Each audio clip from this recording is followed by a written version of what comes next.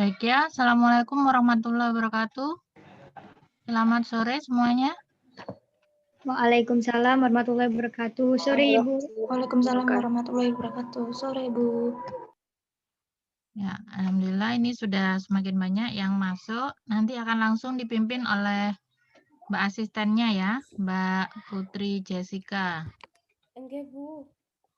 Saya silakan Mbak, kalau mamanya ingin diberi pengantar dulu juga nggak apa-apa. Ini sudah Ibu bikin multiple untuk share screen-nya, sudah bisa. Silakan. Oh iya, untuk adik-adik yang presentasi pada percobaan keempat ini bisa langsung dimulai.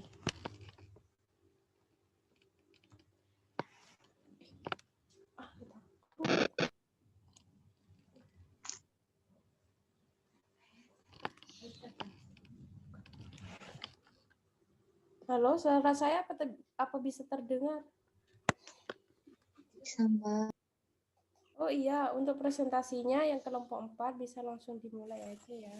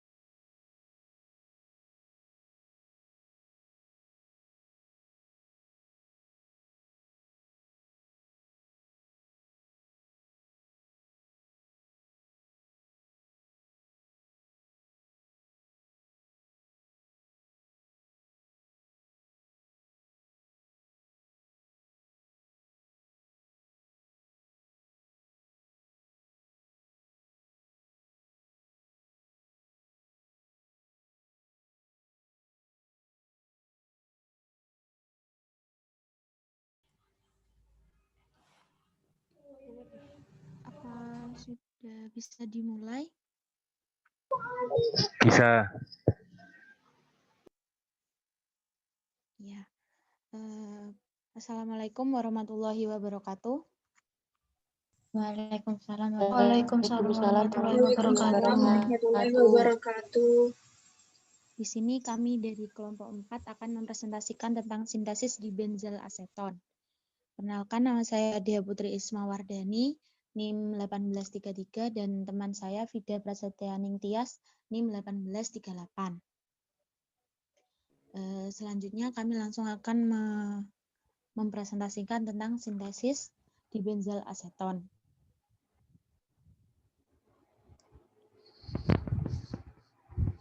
Jadi tujuan percobaan kali ini yaitu mempelajari reaksi kondensasi aldol melalui pembuatan dibenzel aseton.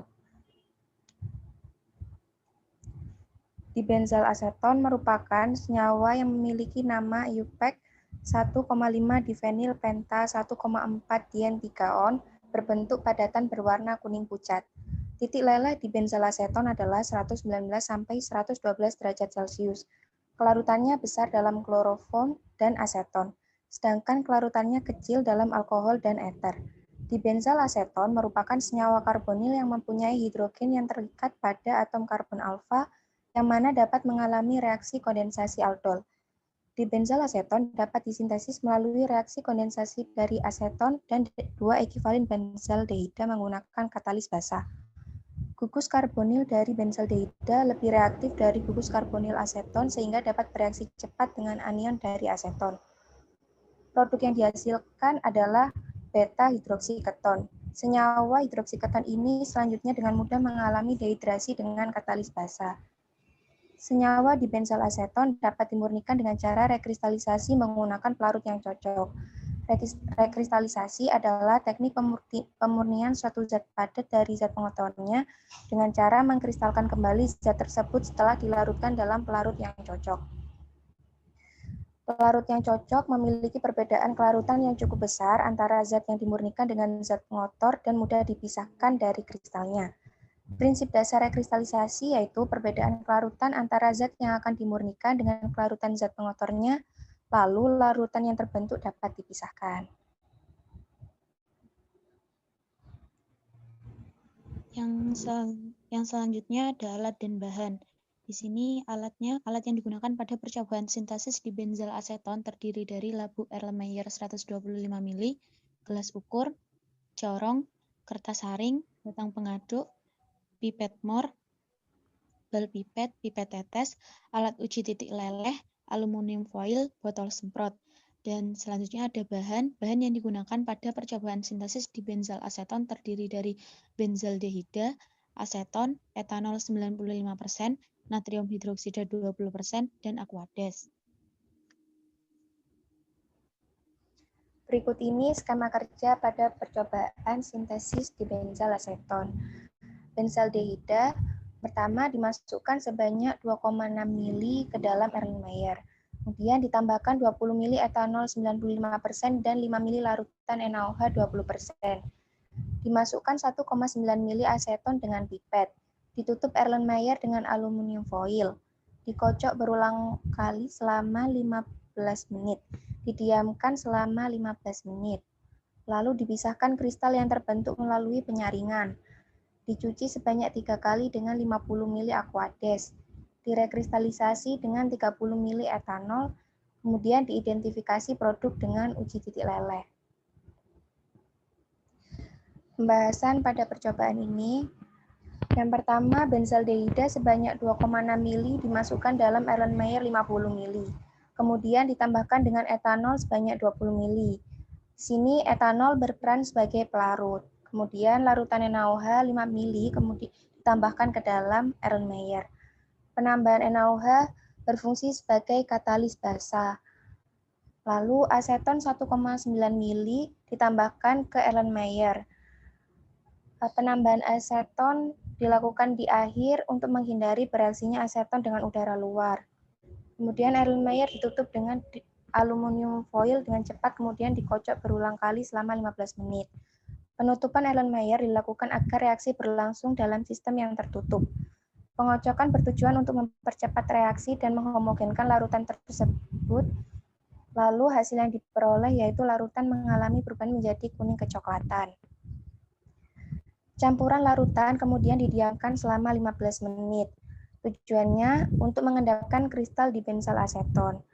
Padatan yang terbentuk kemudian dipisahkan dengan menggunakan penyaringan.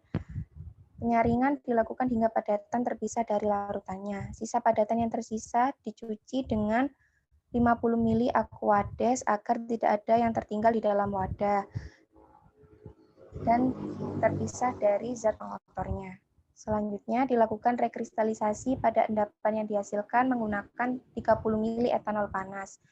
Fungsinya untuk mempercepat kelarutan dan mendapatkan dibenzal aseton yang murni.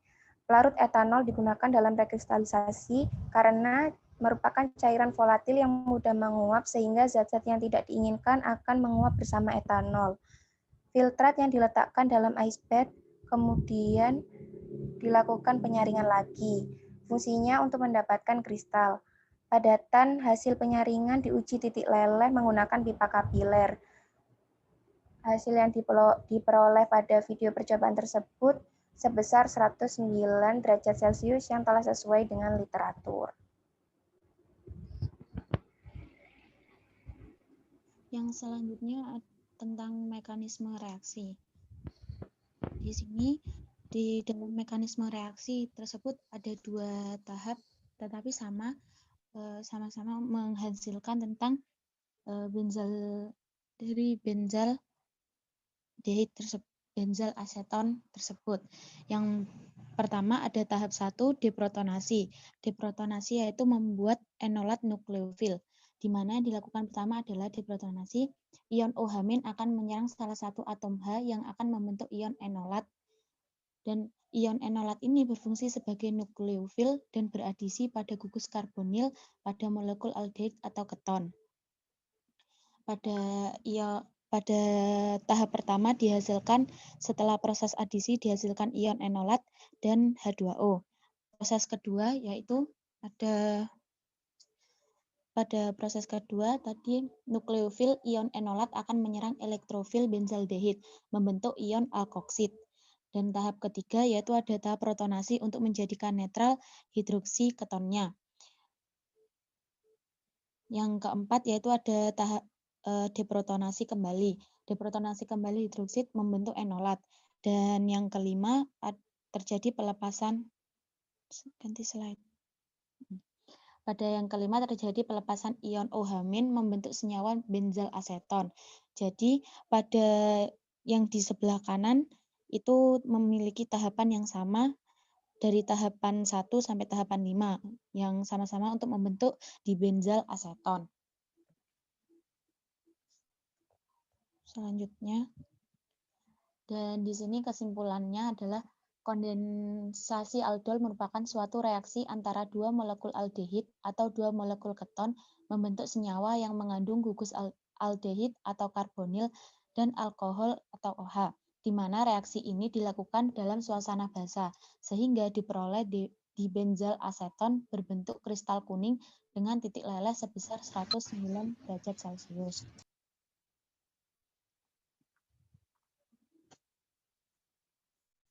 Terima kasih, itu adalah presentasi dari kelompok 4. Jika ingin ada yang ditanyakan, bisa chat dulu, dan di sini kami akan menjawab dari pertanyaan yang sudah ada di YouTube.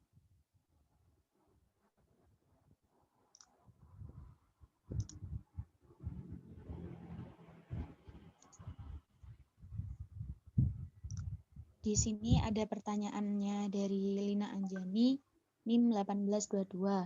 Bertanya, pada percobaan ini mengapa aseton ditambahkan di akhir setelah penambahan larutan NaOH dan etanol?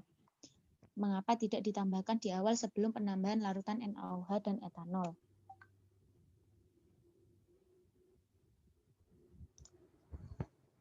Penambahan aseton ini dilakukan paling akhir dalam proses sintesis ini dikarenakan sifat aseton yang mudah menguap, sehingga untuk menghindari kemungkinan aseton bereaksi dengan udara bebas, sehingga aseton diberikan setelah penambahan NaOH.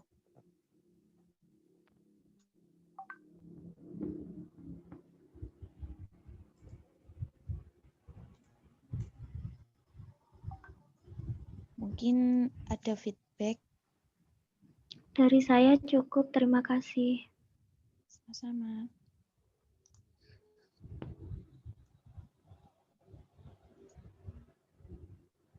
Saya akan menjawab pertanyaan dari Mas Ali Imron. Pertanyaannya, apakah senyawa NaOH yang digunakan sebagai katalis sintesis di benzal aseton dapat diganti? Apakah untuk kondensasi aldol terdapat karakteristik katalis? Bagaimana dengan penggunaan katalis heterogen seperti ZrO2-? Pada percobaan di benzal aseton bisa menggunakan katalis lain seperti KOH. Karena senyawa yang dapat digunakan sebagai katalis pada percobaan ini yang memiliki ion hidroksida OH- sebagai basa katalitik karena dapat memprotonasi aseton. Kalau karakteristiknya itu yang bersifat basa atau memiliki ion hidroksida OH- yang dapat mendeplotonasi aseton tadi itu. Terus kalau yang katalis ZrO2 itu bisa digunakan. Kalau berdasarkan literatur yang udah kami baca, reaksinya menggunakan katalis kooperatif NaOH ZrO2. Itu hasilnya lebih efisien daripada dengan menggunakan NaOH saja. Begitu. Mas Ali, apakah ada feedback?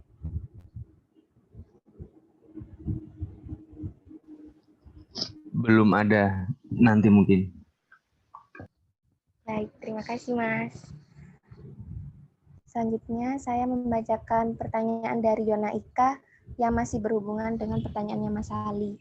Mengapa dalam proses sintesis di benzal aseton menggunakan NaOH sebagai katalis basa? Apabila menggunakan selain NaOH, apa yang akan terjadi dan bagaimana hasil yang didapat? Menggunakan NaOH karena NaOH berfungsi sebagai pembentuk ion enolat atau karbonion pada aseton, di mana ion OH- ini mengambil hidrogen alfa dari aseton. Kemudian ion enolat berperan sebagai nukleofil yang bereaksi dengan gugus karbonil dan benzaldehida membentuk ion alkoksida. Katalis selain NaOH tadi sudah saya jelaskan, bisa contohnya KOH. Seperti itu. Apakah ada feedback, Yona? Berarti itu harus katalis dari basa kuat ya?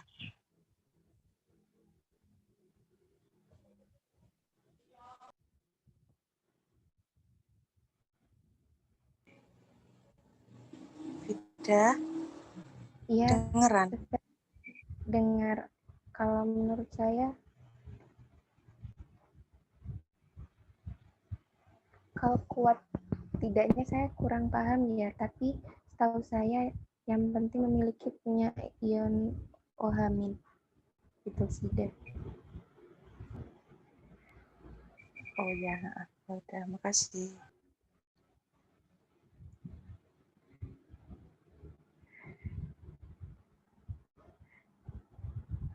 Apa ada feedback lagi, Yona?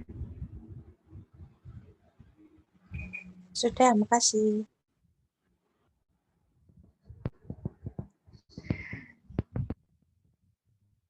Selanjutnya di sini saya akan menjawab pertanyaan dari Karisma.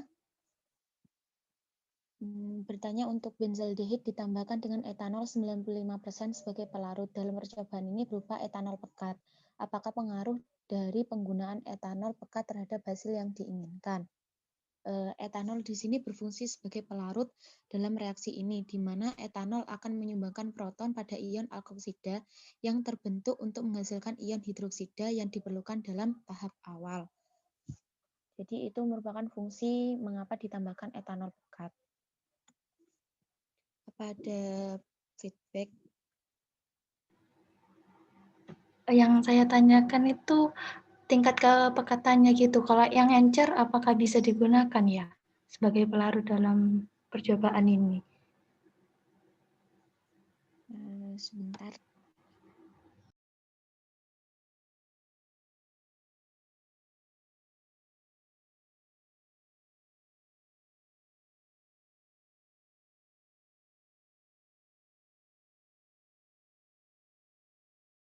Dari beberapa jurnal yang saya baca itu banyak menggunakan etanol pekat. Jadi kemungkinan kecil untuk menggunakan etanol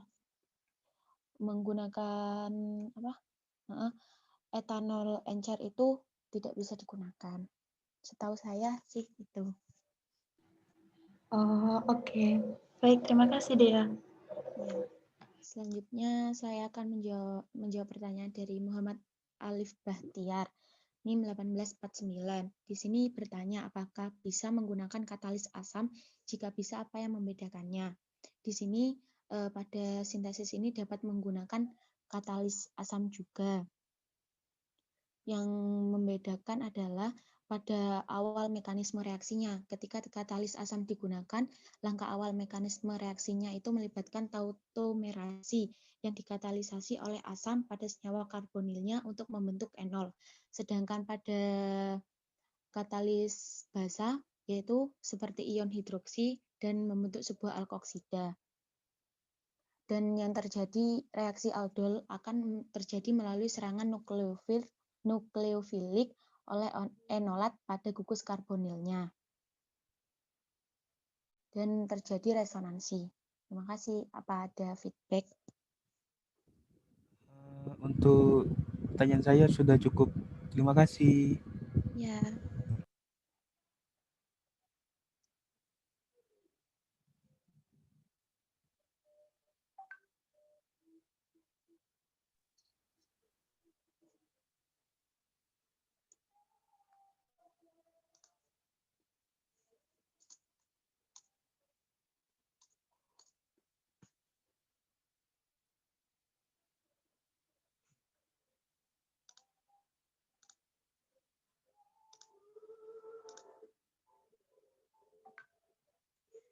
Di sini saya juga akan mencoba menjawab pertanyaan dari dari Wahfi.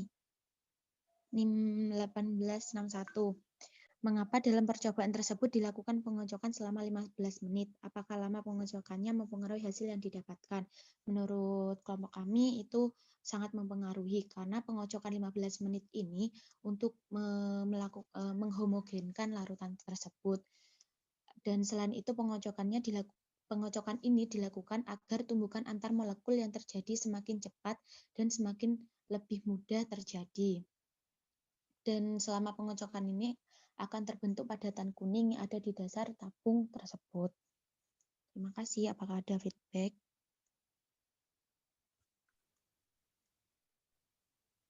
Wafi?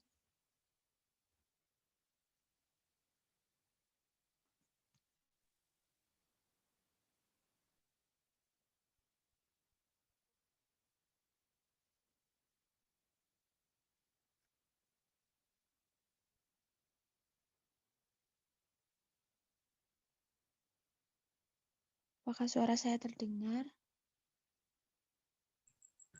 Terdengar, terdengar. Oh iya. Oke, suaranya.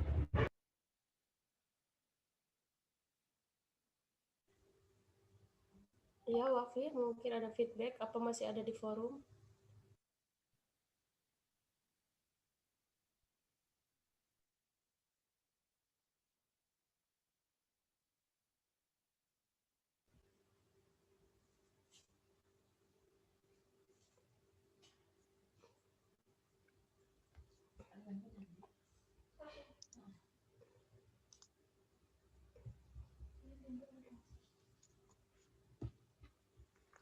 Ya sudah cukup, bisa lanjut di pertanyaan selanjutnya, Dek. Iya, Mbak. Baik, Mbak. Mbak, maaf sebelumnya. Ini ada yang mau join tapi belum di-admin. Iratri. Saya bukan host ya. Oh, Wika ya. Maaf, Wika. Ada yang belum di-admit.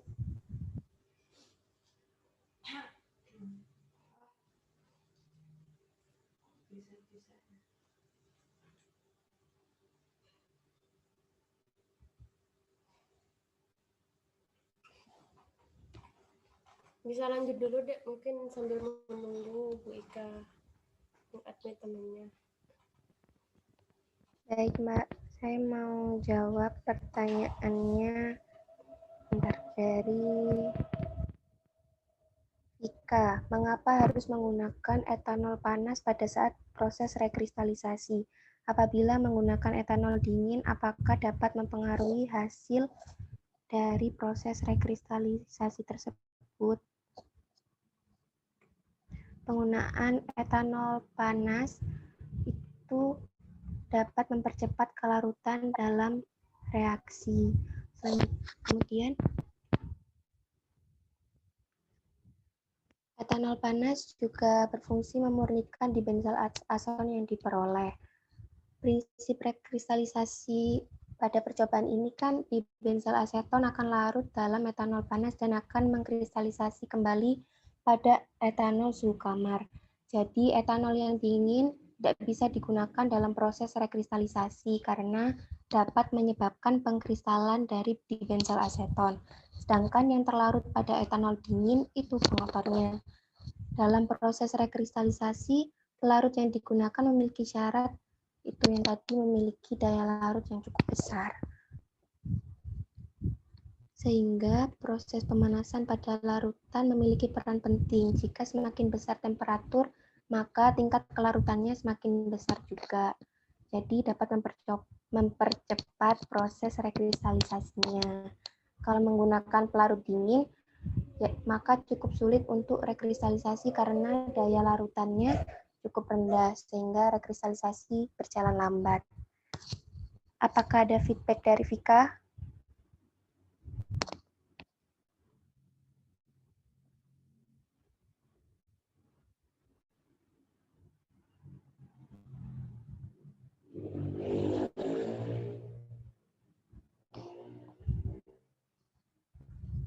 Baik, terima kasih. Saya mau jawab juga pertanyaan dari Arosida Kansa. Oh, sebentar, Apakah- Dek. Sebentar. Iya, Mbak. Ini yang presentasi ada berapa orang ya?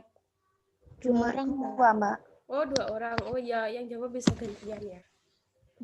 Gantian. Oh iya, dibagi tadi. Oh iya.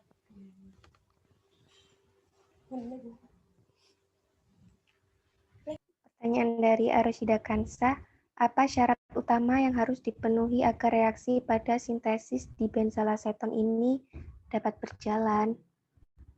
Syaratnya kalau menurut kelompok kami itu bahan yang digunakan harus memiliki hidrogen alfa seperti aldehid.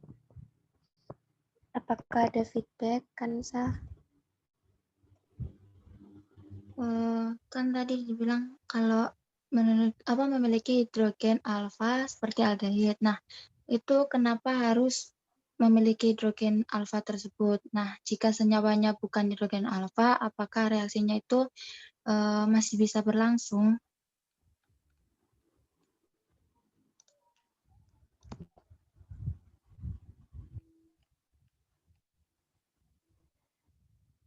Kenapa harus memiliki hidrogen alfa ya? Soalnya dalam percobaan ini ion hidroksida dari katalis basa yang digunakan itu mengambil hidrogen alfanya pada aseton. Jadi itu untuk membentuk ion enolat. Sehingga jika senyawa yang digunakan tidak memiliki hidrogen alfa, maka tidak terbentuk ion enolat. Jadi reaksinya nggak bisa berlangsung.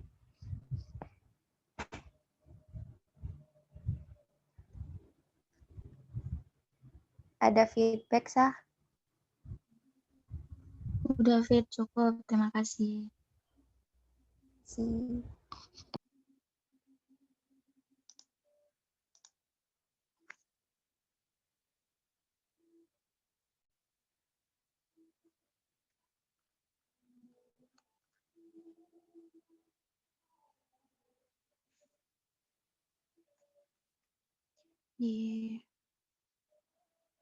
Di sini saya akan menjawab pertanyaan dari Reza. Saya tunggu. Reza Apriliana dari kelompok 7. Hasil dari sintesis di benzal aseton diperoleh padatan berwarna kuning kecoklatan. Pertanyaannya, bagaimana proses yang dapat proses yang terjadi sehingga dapat diperoleh padatan berwarna kuning kecoklatan pada sintesis dibenzel aseton.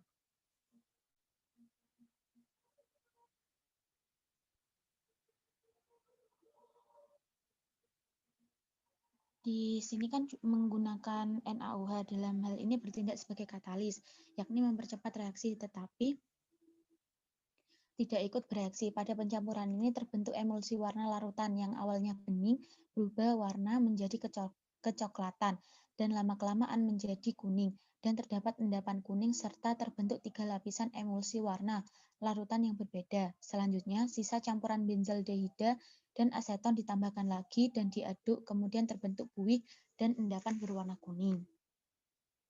Apa ada feedback?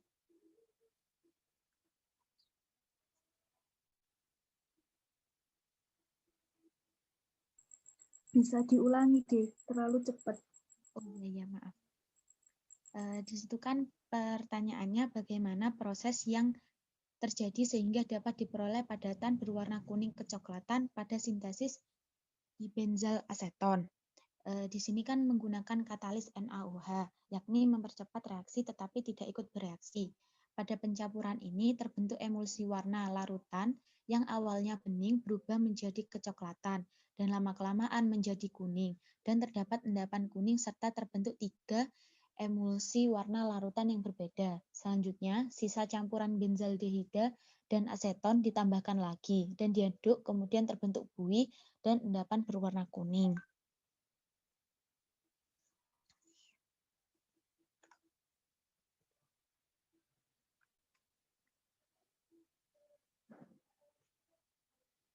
Pada feedback?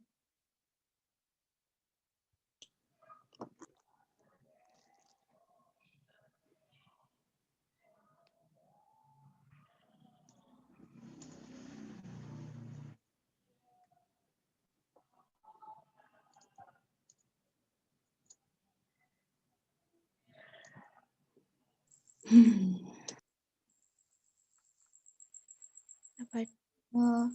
Maksudnya yang 3 emulsi warna yang berbeda itu tadi apa aja ya? Terus warna yang kekuningan itu merupakan warna dari senyawa apa? Iya, sebentar. Ya.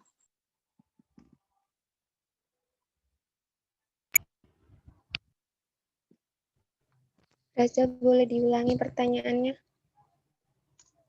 Itu tadi kan sama dia kan disebutin kalau ada terbentuk 3 emulsi warna yang berbeda. Nah, itu warnanya apa aja? Terus kan terbentuk yang terakhir itu tadi warna kekuningan. Nah, itu senyawa apa yang terbentuk? Yang berwarna kuning. Oke, sebentar ya.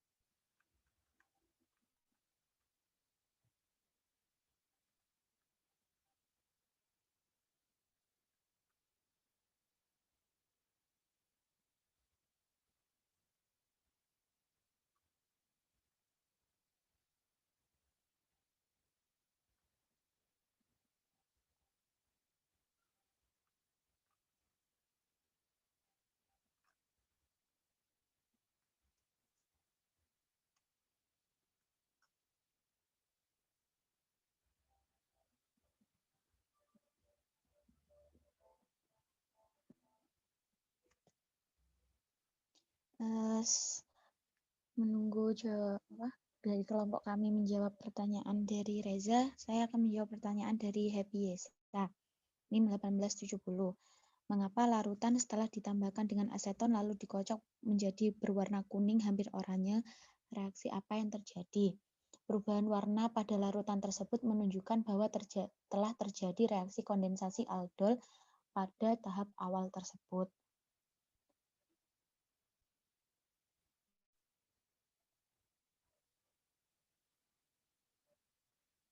Dan mekanisme reaksi yang terjadi tadi pada tahap awal, yaitu ada tahap pertama itu ada tahap deprotonasi. Apa ada feedback?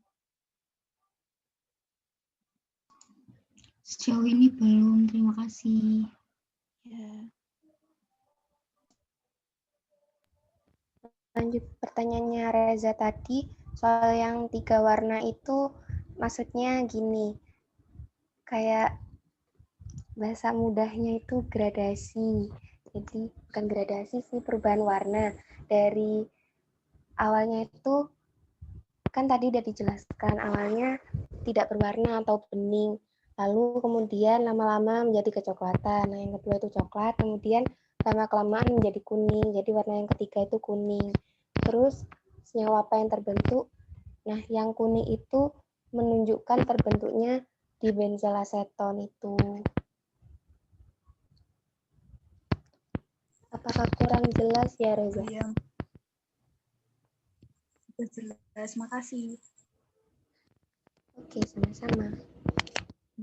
Selanjutnya saya akan menjawab pertanyaan dari kelompok 9, Adel, Lida, sama Octavia.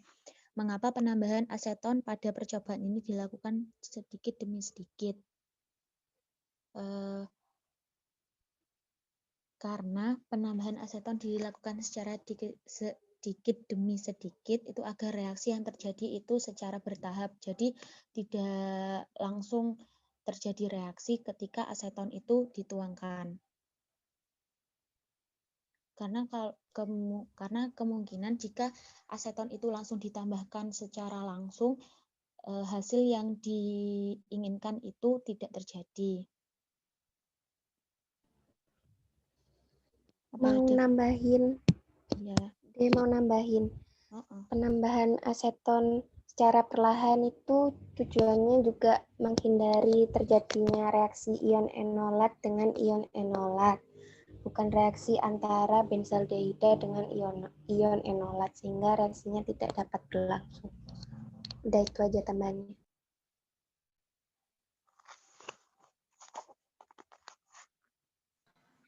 Oke, makasih Dea, Vida.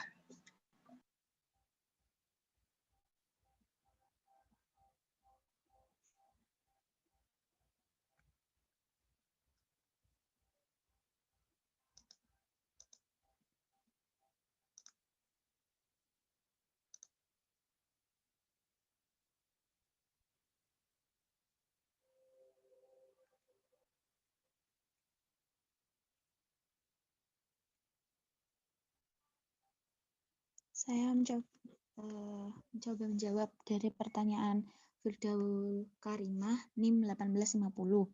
Apakah aseton yang ditambahkan harus 1,9 mili? Semisal aseton yang ditambahkan kurang atau lebih dari 1,9 mili, apakah mempengaruhi hasil yang diperoleh? Menurut kelompok kami itu tidak mempengaruhi karena fungsi dari etanol itu sendiri kan sebagai pelarut, dan ada beberapa jurnal juga menyatakan etanol yang diberikan itu bisa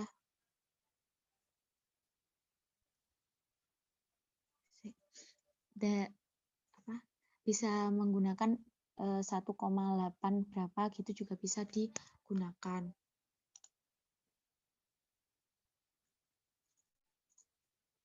Apakah ada feedback? Cukup deh, terima kasih.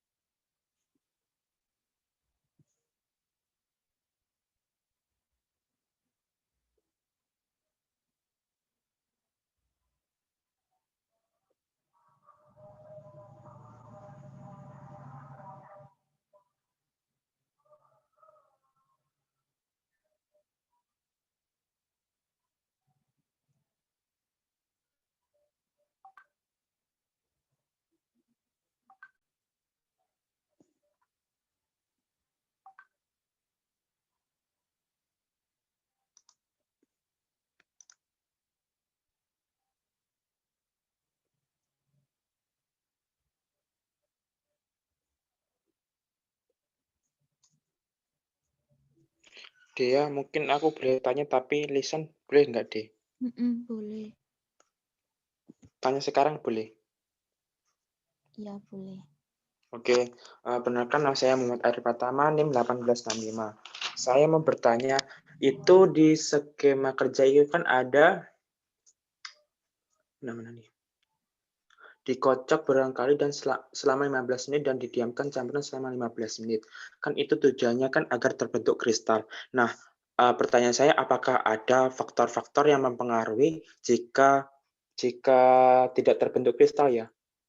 Mungkin bisa dijelaskan itu faktornya itu apa aja mungkin. Itu terima kasih. Ya, ditampung ya, Ri. Oke.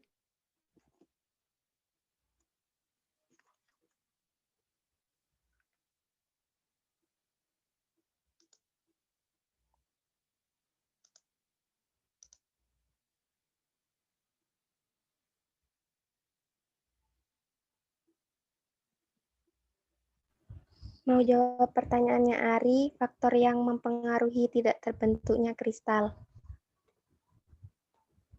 Kalau dari kami, karena kurang lamanya waktu perendaman di dalam ice bath sama penggunaan suhu yang terlalu tinggi. Suhu ice bath-nya terlalu tinggi.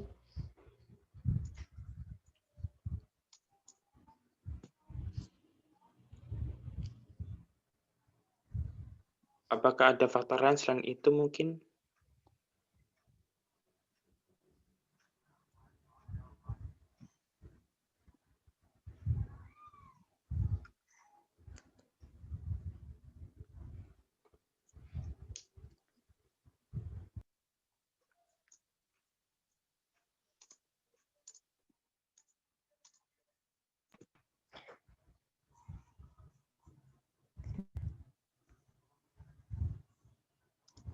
Mungkin adanya kontaminan yang ikut bereaksi. Iya, terima kasih. Oke, Atau sudah mungkin Pak. kalau Ari tahu, boleh diberitahu kami. Saya juga nggak tahu kan, saya nyatanya kan biar tahu gitu. Iya, ya itu mungkin terima kasih atas jawabannya.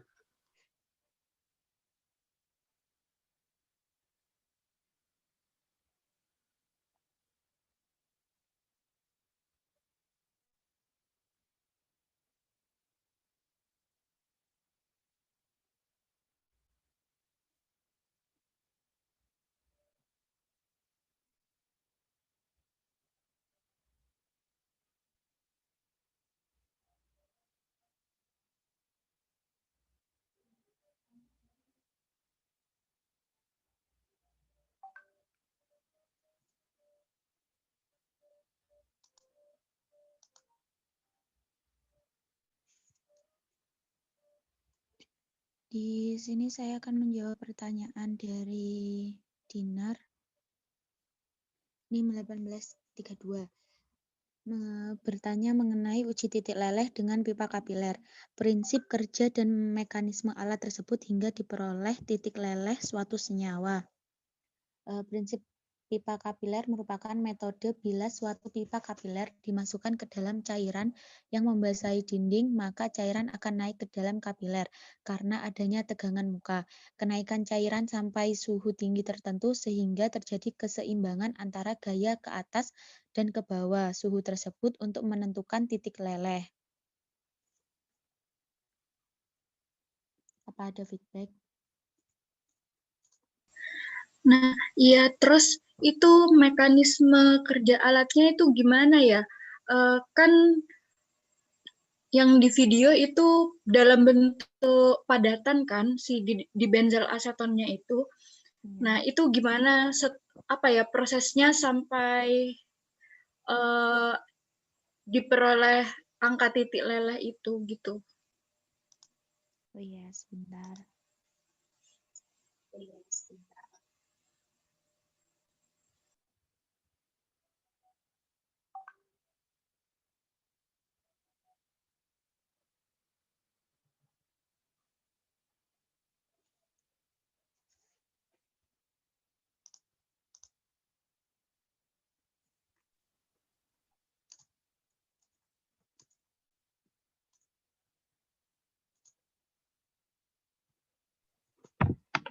Bu Ika, mohon maaf Bu. Bu Ika, Ya, Mbak. Silviela belum bisa masuk Bu. Tadi Ibu nggak ngidupin ini, nggak ngidupin. Oh iya, tadi sudah dihilangkan kok masih ya. ada lagi. Oke. Makasih Bu. Ya maaf, makasih ya. Heeh.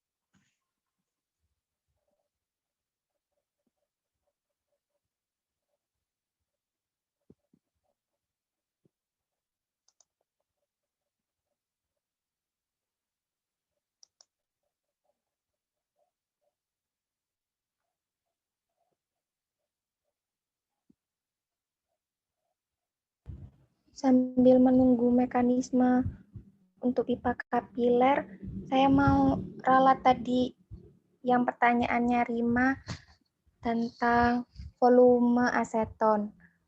Tadi tuh dia menjelaskan kan tidak berpengaruh. Ralat jawabannya jadi berpengaruh karena volume 1,9 mili itu sesuai dengan perhitungan.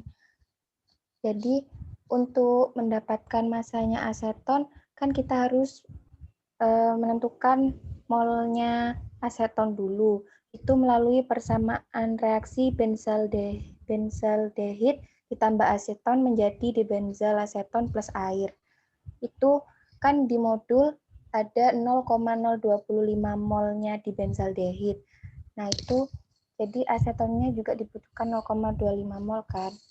Untuk membentuk mol tersebut, maka sesuai perhitungan volumenya jadi 1,9 mili. Jadi jika volumenya kurang atau lebih dari 1,9 mili dapat berpengaruh terhadap dibenzal aseton yang diperoleh. Seperti itu. Rima. Semoga mendengar. Bisa ditampilkan perhitungannya, Fit? Bentar ya. Ya. Kalau ada screenshot.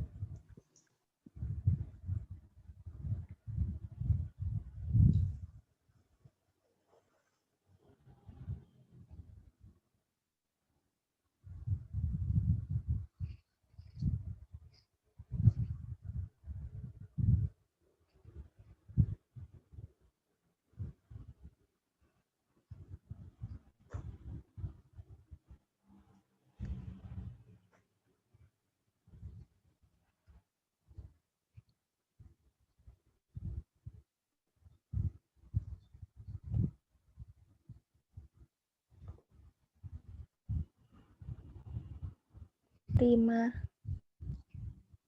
Oh iya, Fit. Sudah. Terima kasih.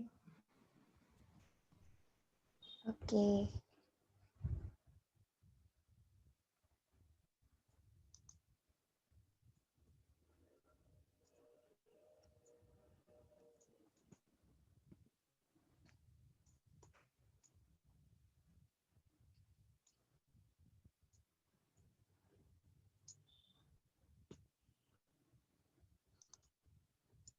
Di sini saya akan mencoba menjawab pertanyaan dari Vira Triwulandari, NIM 1866. Melanjutkan dari pertanyaannya Lina, tidak Tadi kan jawabannya aseton tidak langsung ditambahkan karena bisa menguap. Jika aseton ditambahkan setelah benzaldehid dimasukkan gelas beker tanpa penambahan etanol dan NaOH terlebih dahulu, apa berpengaruh terhadap reaksi? Menurut saya itu berpengaruh karena dari fungsi etanol dan NaOH sendiri itu memiliki fungsi sendiri-sendiri. Dari etanol sendiri berfungsi sebagai pelarut dalam reaksi tersebut. Dan etanol ini juga menyumbangkan proton pada ion alkoksida yang terbentuk untuk menghasilkan ion hidroksida yang diperlukan pada reaksi tahap awal. Dan selanjutnya pada NaOH ini untuk menciptakan suasana basa dalam larutan tersebut. Dan NaOH ini juga dapat berlangsung selain itu peran dari NaOH ini sebagai pembentuk ion enolat suatu karbanion pada aseton, di mana ion OH- dari NaOH ini akan mengambil H-alfa dari aseton tersebut. Dan menurut saya itu sangat berpengaruh pada proses sintesis ini. Apa ada feedback? Mau tanya lagi deh, kan etanol sama NaOH direaksikan dulu, dimasukin dulu ke labu Erlenmeyer yang berisi dibenzaldehid. Itu etanol dan NaOH-nya apa enggak bereaksi dengan benzaldehid dulu?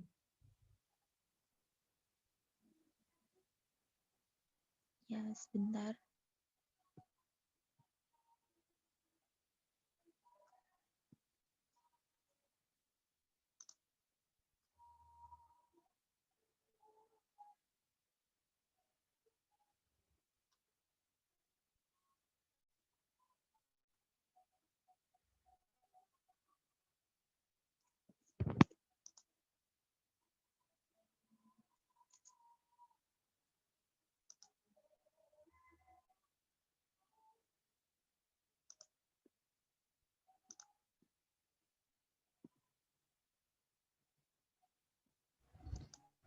Mau bertanya maksud pertanyaannya Iva Wilda Konita, benzaldehida yang digunakan sebagai bahan dalam sintesis dibenzal aseton.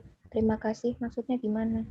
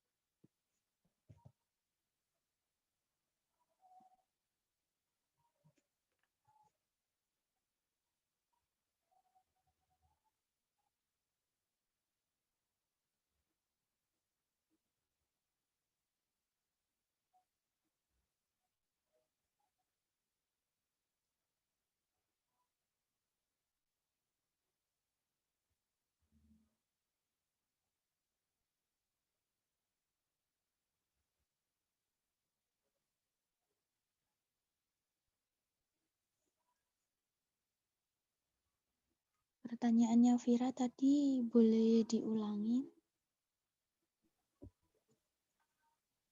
Tadi kan benzaldehid dimasukin ke Erlenmeyer dulu, terus ditambah NaOH sama etanol. Berarti kan kalau gitu benzaldehid bereaksi dulu dengan etanol dan NaOH.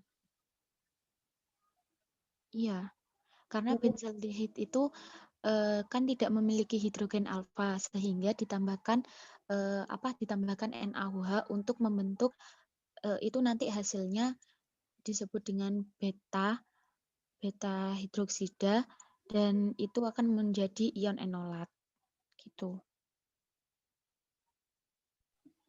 Terima kasih, Deh. Ya.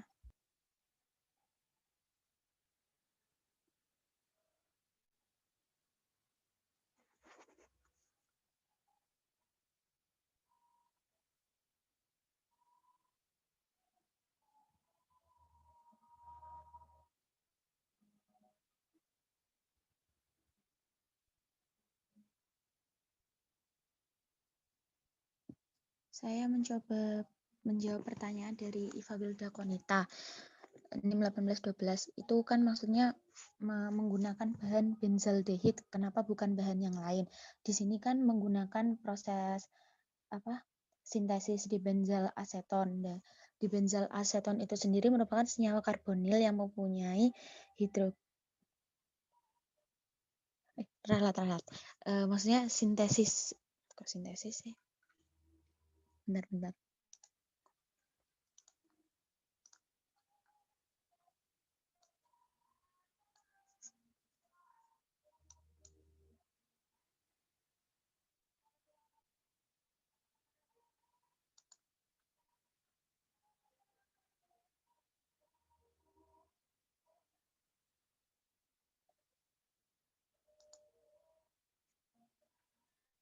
Saya mencoba menjawab itu mengapa tidak menggunakan bahan lain.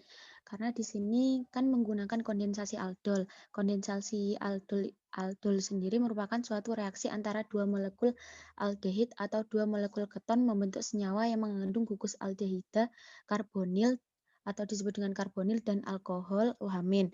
Sehingga reagen yang digunakan itu pasti benzaldehid atau aseton. Jadi tidak bisa menggunakan bahan yang lainnya. Apakah ada feedback?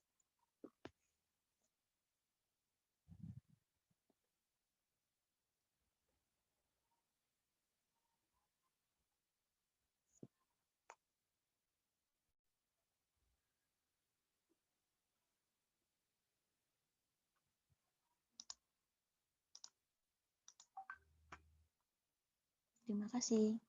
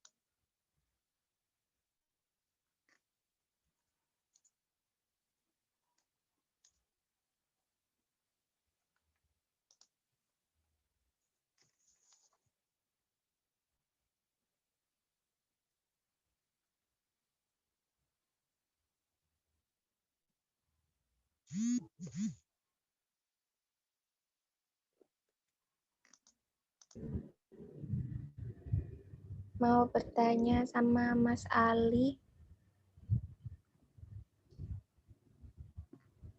kali. Iya. Maksudnya itu perbedaannya menggunakan metode sentrifugasi sama rekristalisasi. Bukan, kan ini maksud pertanyaannya itu ada juga metode yang menggunakan saat hanya dikocok 15 menit, itu ada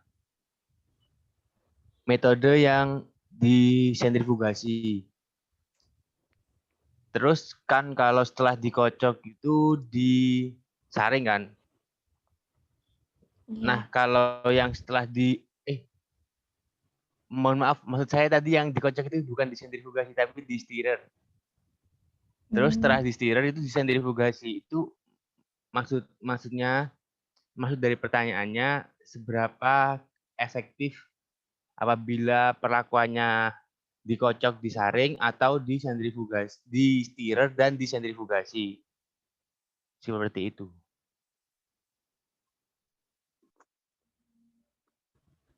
Jadi dikocok kemudian di stirrer sama dikocok kemudian disentrifugasi gitu, Mas? Bukan dikocok, kan di sini dikocok dan disaring. Oh iya. Iya, dikocok dan disaring. Terus perbedaannya itu di stirrer dan di sentrifugasi. Seperti itu. Oke. Terima kasih, Mas. Oke.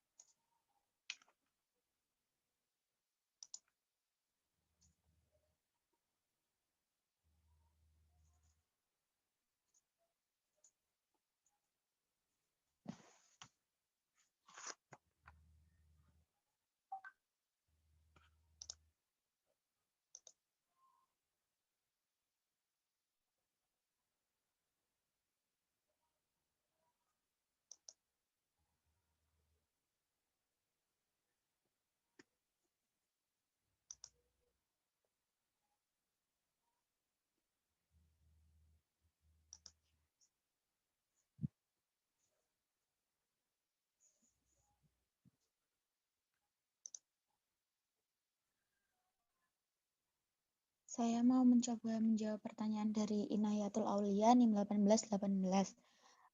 Bertanya pada saat percobaan sintesis sebelumnya menggunakan metode reflux. Nah, mengapa pada sintesis di benzal aseton ini tidak menggunakan metode reflux juga? Menurut kelompok kami, mengapa di sini tidak menggunakan metode reflux? Karena pada sintesis di benzal aseton ini sendiri kan menggunakan reaksi kondensasi, merupakan reaksi di mana dua molekul atau lebih bergabung menjadi satu molekul yang lebih besar tanpa hilangnya satu molekul kecil. Dan sedangkan pada metode reflux itu kan harus dengan bantuan pemanasan dan akan itu nantinya kan akan menguap. Jadi mengapa menggunakan metode kondensasi aldol ini? Karena jika menggunakan reflux dia akan kehilangan zat-zat kecilnya itu atau molekul kecilnya itu seperti air. Kan tadi di mekanismenya dihasilkan juga ada airnya. Terima kasih. Apa ada feedback?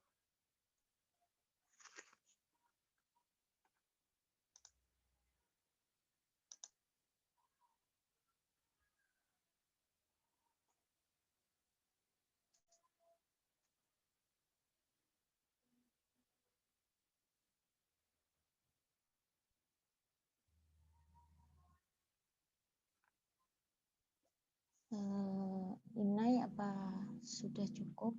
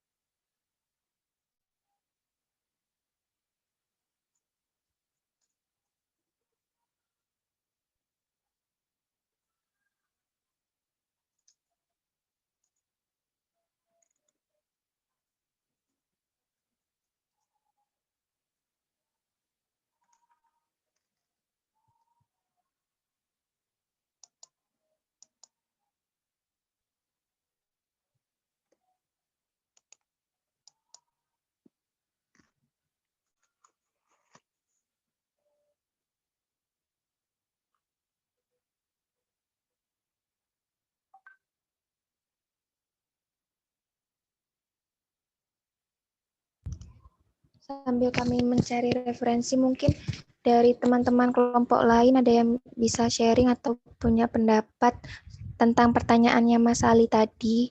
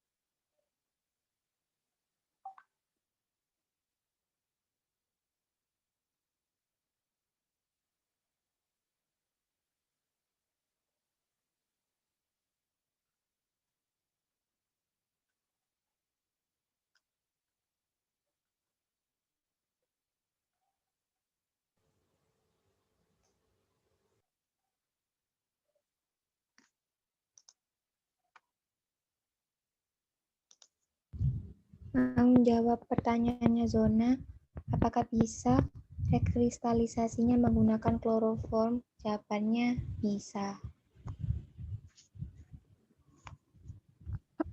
Lalu untuk hasil rekristalisasi itu lebih baik mana? Pakai kloroform atau etanol? Oke, sebentar ya.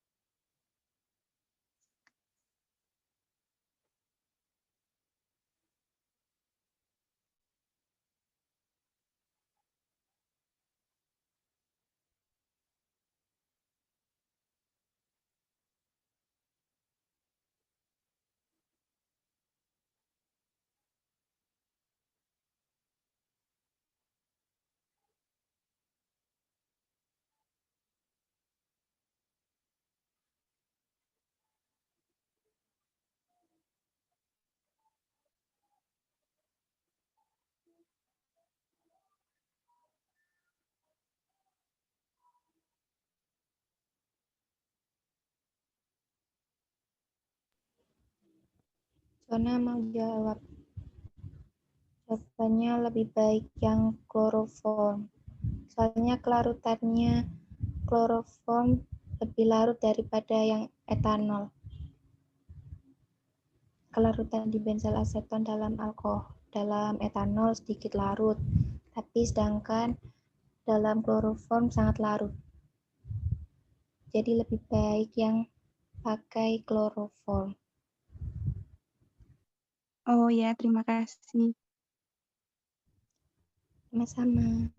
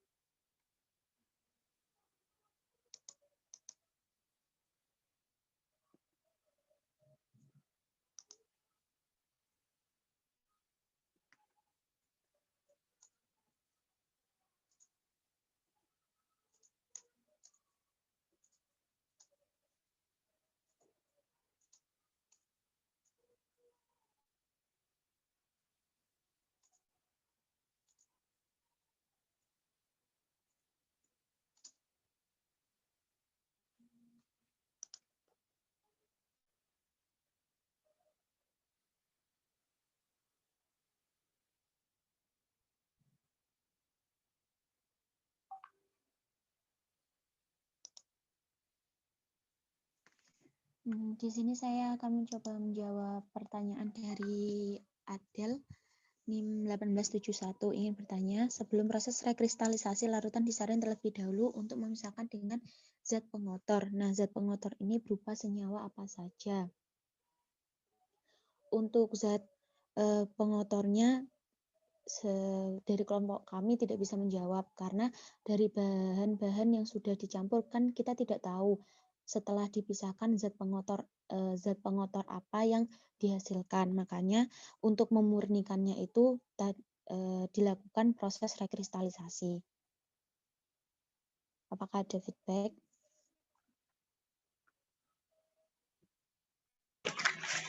Itu Dek, kan NaOH itu kan sebagai katalis. Nah, saya baca-baca katalis itu kan diperoleh kembali. Nah, itu bisa jadi pengotor apa enggak? Ya, sebentar ya.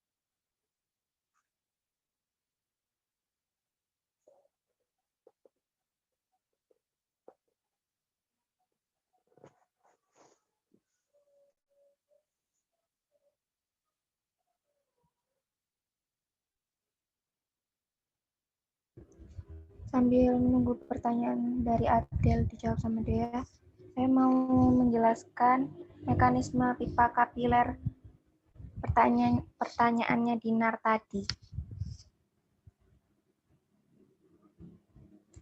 Tadi Dinar menanyakan mekanisme dari pipa kapiler ya. Kalau dari referensi yang saya cari, pertama itu kristal yang sudah halus dimasukkan ke dalam tabung kapiler. Jadi yang pertama, tabung kapiler diambil yang ujungnya tertutup, terus dibalikkan ujung yang terbuka. Kemudian ditekan-tekan ke dalam serbuk kristal sampai serbuk masuk ke dalam tabung kapiler. Lalu dibalikkan lagi tabung dan ketuk-ketuk sampai serbuk kristal turun ke dasar kapiler. Diulangi pengambilan dengan cara yang barusan itu sampai serbuk yang ada di kapiler tingginya sekitar 0,5 cm. Lalu pipa kapilernya ini dipasangkan di tempat penentuan titik leleh atau melting block. Lalu pemanasannya harus dilakukan dengan api kecil agar naiknya suhu berjalan secara perlahan. Kemudian diperhatikan di mana kristal dalam pipa kapiler mulai ada yang leleh sampai ada persis semuanya yang leleh.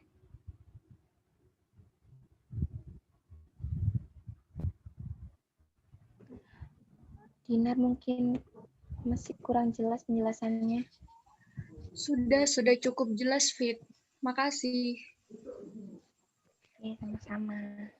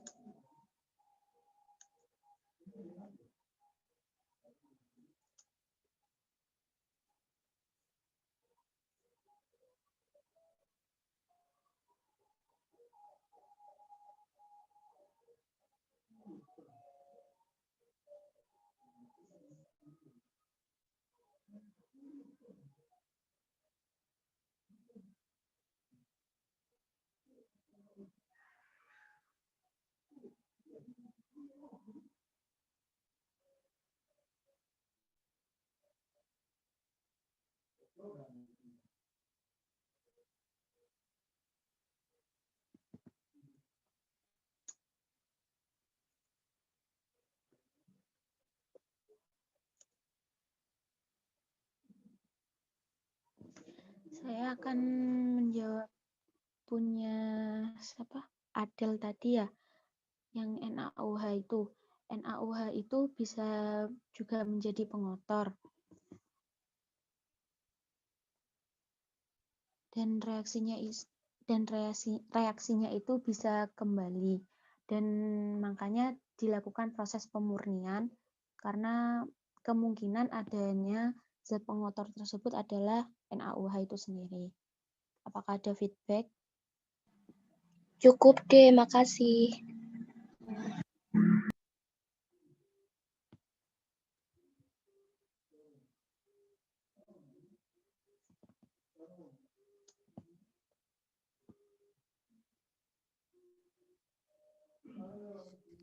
Saya mau ralat lagi jawaban yang tadi etanol sama kloroform, pertanyaannya Zona.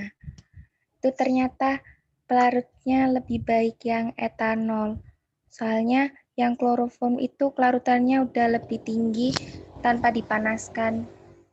Sedangkan rekristalisasi membutuhkan pelarut yang sedikit larut dalam suhu yang dingin, tapi larut dalam suhu yang panas.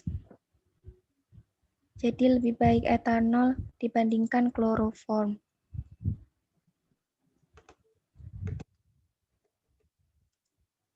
Oh iya, makasih Vida. Oke. Mbak asisten mau tanya karena waktu sudah 4:30, apakah masih dilanjutkan ya pertanyaannya? Apa boleh ditutup? Sudah terjawab semua? Belum sih Mbak, masih ada beberapa. Punya Frega Mbak? Sama Mas Ali.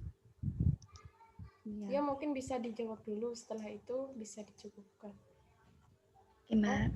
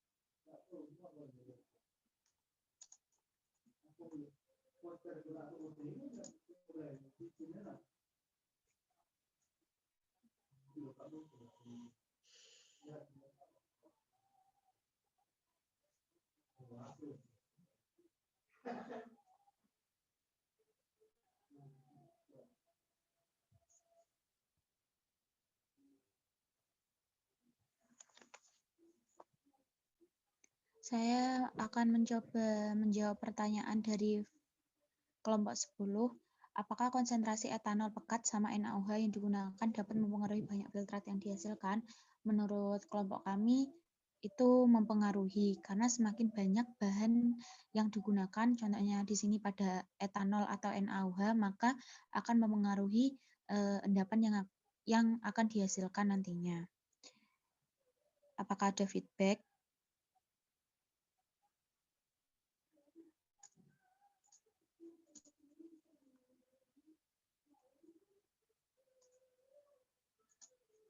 Apakah suara saya terdengar? Terima kasih.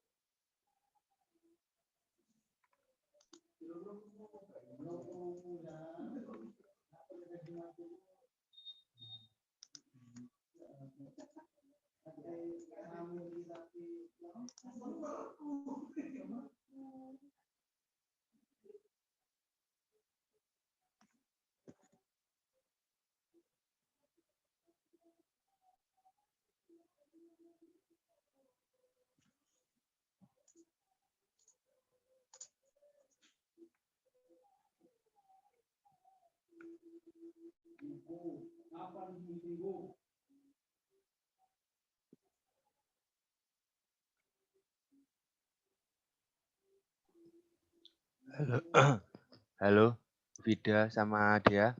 Iya, Mas. Gimana kalau ini gimana kalau pertanyaannya didiskusikan di grup aja? Jadi biar Iya. lebih efektif daripada kan ini juga nunggu satu pertanyaan itu toh kan. Kalau saranku gitu sih. Mbak asisten apa boleh dilanjut di forum diskusi aja di chat? Permisi deh, kalau aku mau nyoba buat ngasih pandangan untuk yang pertanyaannya Mas Ali, boleh enggak? Boleh, silahkan. Iya, perkenalkan nama saya Pradinar, NIM 1832. Itu kenapa kok pakai stirrer dan metode sentrifugasi itu dikatakan lebih efektif ya? Itu kan karena kalau yang dilakukan di percobaan itu kan kita pencampurannya itu pakai pengocokan, metodenya itu pakai tangan, metode konvensional. Jadi pasti lebih baik menggunakan alat yaitu stirrer karena kan di situ kecepatannya dia konstan. Menurut saya itu lebih baik. Terus untuk sentrifugasi, nah sentrifugasi kan di sini tujuannya untuk mempercepat terbentuknya endapan ya dengan adanya gaya sentrifugal itu. Nah sementara di percobaan itu kan dia pakai metodenya didiamkan kan, kalau tetap tidak terbentuk kristal baru digores dindingnya. Nah jelas menurut saya itu kenapa kok lebih efektif pakai stirrer dan sentrifugasi gitu. Mungkin itu dari saya.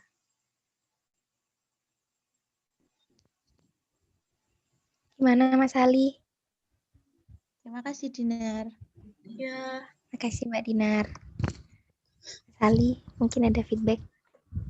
Tidak. Jadi ini lebih efektif kalau menggunakan sentrifugasi dan menggunakan stirrer dan sentrifugasi ya. Kalau efek jadi ini lebih baik, maksudnya gimana ya? Kalau menggunakan itu lebih baik dan tidak memperburuk, maksudnya gimana, membuat kristalnya nggak terbentuk. Berarti kan itu enggak kan ya? Tidak. Oh, ya. Makasih Dinar. Iya. Makasih Dea, Vida. Iya Mas. Sama Mas. Makasih Dinar. Mau jawab sama-sama. Pertanyaannya Vira ya. Kayaknya sisa punya Vira deh. Kelompoknya Vira. Apakah ada uji lain sebagai indikator keberhasilan dalam mensintesis selain uji titik lele tersebut, dan jika ada uji lain, apa indikatornya jika berhasil atau gagal? Ada, salah satunya menggunakan kromatografi lapis tipis. Hasilnya itu didapatkan satu noda berwarna kuning dengan RF 0,9 cm. Nilai RF-nya baik untuk elusidasi senyawa yang berada pada daerah 0,2 sampai 0,9. Sehingga dibenzel aseton yang diperoleh adalah dibenzel aseton murni. Identifikasi dibenzel aseton pada penelitian ini diuji dengan 2,4 dinitrofenilhidrazin dan BR2 dalam CCl4. Kedua pengujian yang barusan ini masing-masing berfungsi untuk mendeteksi gugus fungsi keton dan ikatan tak jenuh. Juga untuk mengidentifikasi dibenzel aseton yang terbentuk dari hasil reaksi. Dari hasil pengujian ini didapatkan uji 2,4 dinitrofenilhidrazin terbentuk endapan merah bata dan uji BR2 dalam CCl warna BR2 memudar. Hal ini berarti endapan positif mengandung gugus keton dan ikatan tak jenuh. Maka endapan yang terbentuk positif merupakan senyawa dibenzel aseton. Jadi ada yang pakai kromatografi lapis tipis itu, Fir. Oke, terima kasih sih. Sama-sama.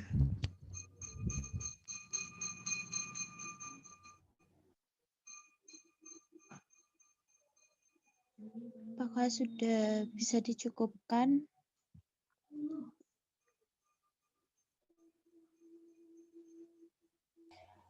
Kalau pertanyaan sudah selesai dijawab semua, bisa langsung ditutup aja deh.